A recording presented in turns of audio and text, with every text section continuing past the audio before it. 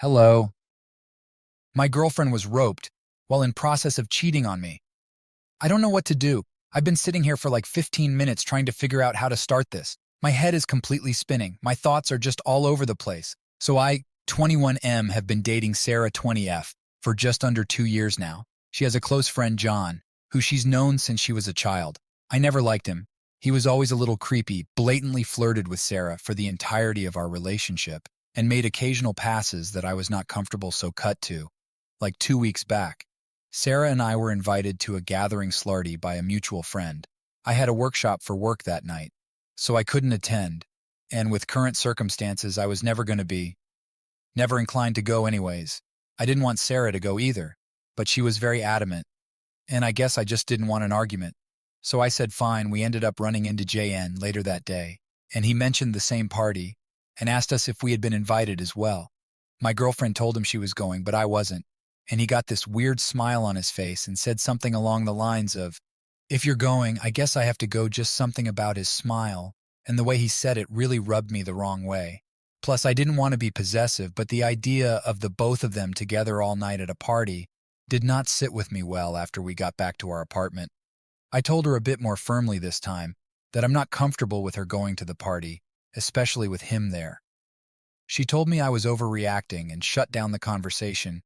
At that, we ended up running into John later that day, and he mentioned the same party and asked us if we had been invited as well. I'm sure most of you can figure out where this is going. I went to the workshop and she went to the party. It got to be like 2 a.m., and she hadn't gotten home, nor was answering my calls naturally. I was incredibly worried. About an hour later, one of her friend's friends called me and told me she was found unconscious at the party and driven to the hospital. She was roped by John. After spending 2 days, including that night at the hospital, and talking with police, I took her home. She told me John drugged her and dragged her upstairs where it happened in one of the bedrooms. The house the party was at is very large. She was an absolute mess. She didn't want to go outside. She wasn't eating and had terrible nightmares. I did everything I could to comfort her through this process. I was devastated for her and hated to see her like this, and I know this makes me sound like a terrible person. I don't blame her for John assaulting her, but I couldn't get the fact that I tried more than once to dissuade her from going to the party, and specifically said her being with John makes me uncomfortable out of my head. I feel I could have done more to protect her, and she should have listened to how I felt. Important side note: it turns out John is literal living garbage. After her assault, we both felt it was best to get justice. There were drugs in her system, and all the physical indications of rope. We immediately filed a restraining order, and the police opened an investigation within the span of a week. After news had gotten around, 2 other girls came forward with similar encounters with John, so the guy is basically a serial rapist. Cut to now, my girlfriend is still in no better shape than she was 2 weeks ago. She gets panic attacks out of nowhere. She's lost like 15 pounds and absolutely refuses to leave our apartment, even to seek therapy. I was committed to taking care of her and being there for her, but I got a call from one of my close friends, Sam, this morning. It was a long conversation, but it basically boiled down to him, as well as many others at the party that night, saw Sarah flirting with John the entire beginning of the party. According to him and people he had been talking to, she was at the very least match, if not being the initiator, in these exchanges with John. He also recounts that she wasn't blackout drunk or seemingly that out of it, and worst of all, many saw her holding John's hand and taking John upstairs. At this point, I feel like I want to vomit. He told me he wanted the situation to cool down a bit before telling me, and was going to tell me after the party what happened, but with her being taken to the hospital, under the circumstances, he didn't feel it was the right time. I decided to not assume anything and asked her about the specifics about what happened that night. She tried to tell me the same thing, that she was drugged and dragged to a bedroom, but when I told her what Sam had told me, the color completely drained from her face. She started to panic, and I did my best to calm her down. But it was at least 30 minutes before she could catch her breath to speak. She was sobbing, but she was coherent enough to understand and basically confess to cheating on me. She said she was drunk and hadn't been out for so long she wanted some adventure. She admitted she was the one that took John to the bedroom and wasn't dragged there against her will. She kept apologizing and saying it was a terrible mistake and that nothing else was a lie. He did rope her. I believe the last part as far as I can understand. Now it was when they were in the bedroom fooling around that he slipped something into her drink or something like that, and then he forced himself on her. I don't know what to do anymore. She was roped. But to me, everything before that was her still intending to cheat and actively cheating on me. I am devastated and I don't even want to look at her right now. I left the apartment and I'm currently at Sam's house. I don't know anything anymore. She lost her job to Co. I pay rent for the apartment where her name isn't on the lease and groceries. She's become completely emotionally dependent on me the past few weeks. If I did break up with her, she would have nowhere to go. And as much as I resent her, I don't want something terrible happening to her.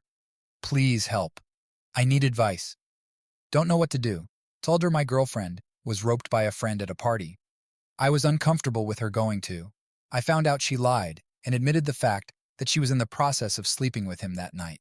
Anyways, she is both financially and emotionally dependent on me, and I need advice. Edit.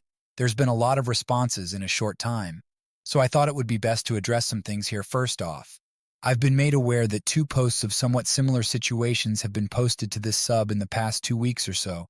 I don't know what I could post here to prove this is true without exposing my privacy, so I'm sorry, but all I can do is give you my word. I'm just here looking for advice. I don't think this is something someone should be fantasizing for a karma farm. It's completely upended my life. Second thing is people questioning Sarah's account of the events. I didn't include every detail because I'm just trying to get my thoughts out, but her story matches the other 2 women who came forward in terms of the pattern of John's behavior.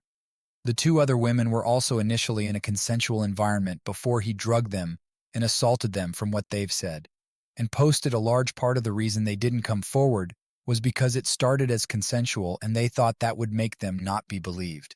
I also didn't want to get too graphic, but the nature of Sarah's assault was very violent and not something most anybody would consent to, so that may be why he drugs them first as well.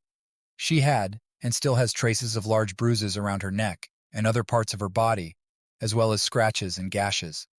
I don't really doubt at all she was indeed assaulted. The drug found in her system was ketamine. While Sarah did enjoy partying, she never did anything harder than weed. Third, Sarah has been living abroad for school since starting college.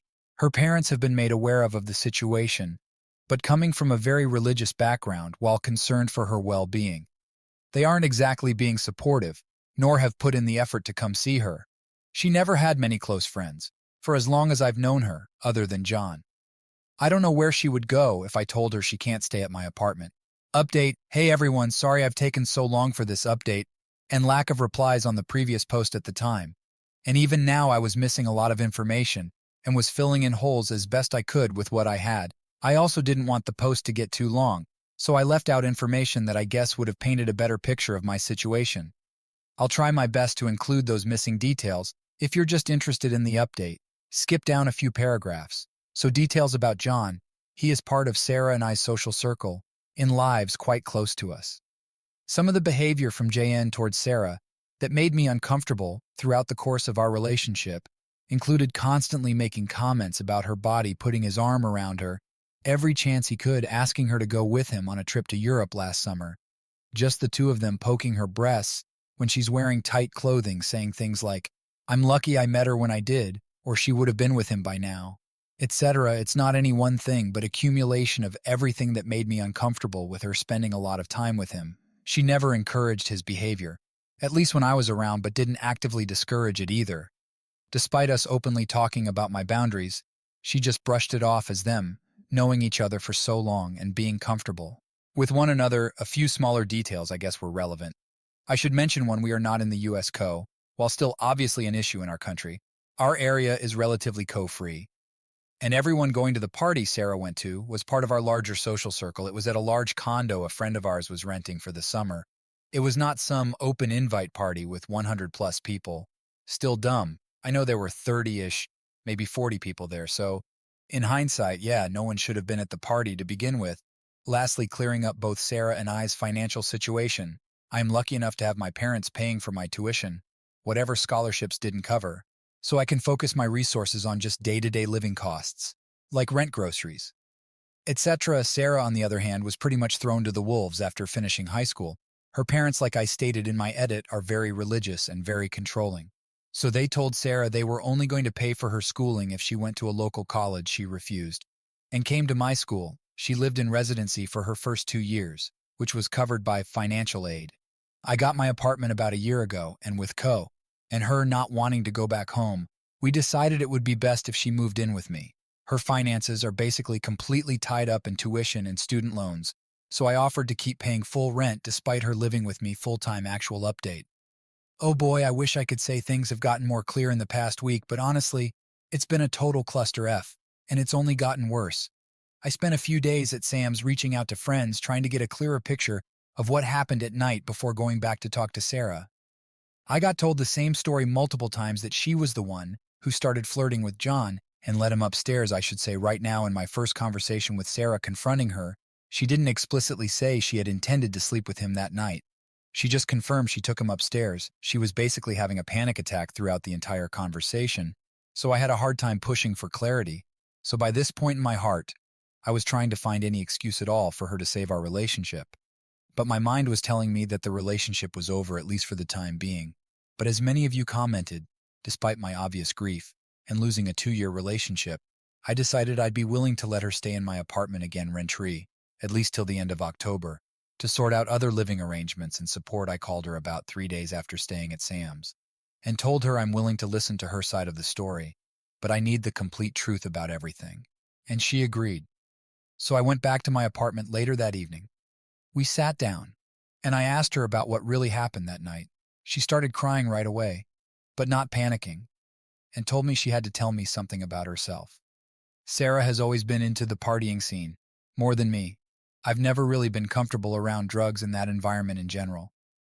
But I went with her anyways, about once a month or so. She, on the other hand, would have girls' nights out and parties pretty much every weekend right at the beginning of our relationship. I told her I'm not really comfortable being with someone that is involved with hard drug use.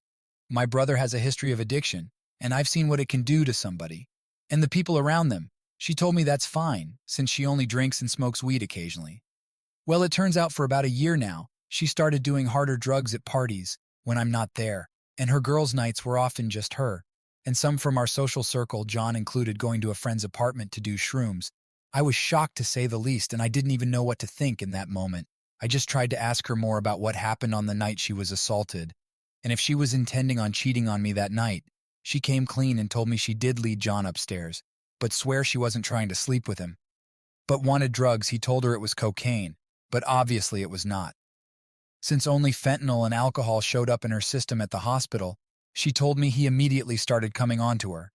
But she tried to fight him off, but eventually she was too drugged out to fight back.